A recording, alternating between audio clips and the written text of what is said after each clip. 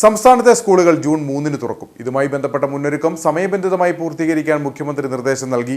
അധ്യയന വർഷം ആരംഭിക്കുന്നതിന് മുൻപ് എല്ലാ സ്കൂൾ കെട്ടിടങ്ങൾക്കും ഫിറ്റ്നസ് സർട്ടിഫിക്കറ്റ് ലഭ്യമാക്കണം. സ്കൂളും പരിസരവും വൃത്തിയാക്കണം. ശുദ്ധമായ കുടിവെള്ളം ഉറപ്പാക്കണം. സ്കൂളുകളിൽ നിർത്തിയിട്ട ഉപയോഗശൂന്യമായ വാഹനങ്ങൾ നീക്കം ചെയ്യണമെന്നും നിർദ്ദേശങ്ങളിൽ പറയുന്നു.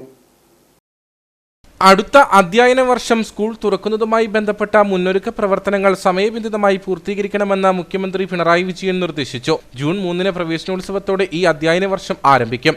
അതിന് മുന്നോടിയായി സ്കൂളിന്റെ സുരക്ഷ ഉറപ്പാക്കണമെന്നും അറ്റകുറ്റപ്പണികൾ നടത്തണമെന്നും മുഖ്യമന്ത്രി നിർദ്ദേശിച്ചു.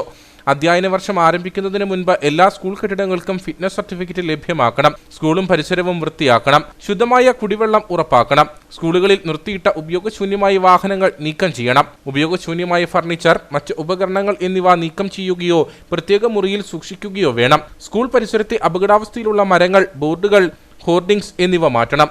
സ്കൂളിലേക്കുള്ള വഴി, പരിസരം എന്നിവിടങ്ങളിലെ അപകടാവസ്ഥയിൽ നിൽക്കുന്ന വൈദ്യുതി പോസ്റ്റുകൾ, വൈദ്യുതി കമ്പികൾ എന്നിവ ഒഴിവാക്കണം. സ്കൂൾ ബസ്സുകൾ, സ്കൂളിൽ കുട്ടികളെ എത്തിക്കുന്ന മറ്റ് സ്വകാര്യ വാഹനങ്ങൾ എന്നിവയുടെ ഫിറ്റ്നസ് പരിശോധിച്ച സർട്ടിഫിക്കറ്റ് ലഭ്യമാക്കണം. ഗോത്ര വിദ്യാർത്ഥികൾക്ക് ഗോത്രഭാഷയിൽ വിദ്യാഭ്യാസം ചെയ്യാൻ അവസരം നൽകുന്നതിനും പിന്തുണ ഉറപ്പാക്കുന്നതിനും നിയമിച്ച മെന്റർ ടീച്ചർമാർ സ്കൂൾ തുറക്കുന്ന ദിവസം തന്നെ എത്തുമെന്ന് ഉറപ്പാക്കണം. എല്ലാ കുട്ടികളും സ്കൂളുകളിൽ എത്തുന്നുവെന്ന് ട്രൈബൽ പ്രൊമോട്ടർമാർ ഉറപ്പാക്കണം. ശുചിത്വ വിദ്യാലയം, ഹരിത വിദ്യാലയം ക്യാമ്പയിൻ നടത്തണം. വസ്ത്രം, പുസ്തകം, ഉച്ചഭക്ഷണം എന്നിവ ഉറപ്പാക്കണം. സ്കൂൾ പരിസരത്ത് ലഹരി പദാർത്ഥങ്ങളുടെ ഉപയോഗവും വിൽപ്പനയും നടക്കുന്നില്ലെന്ന് ഉറപ്പാക്കണം.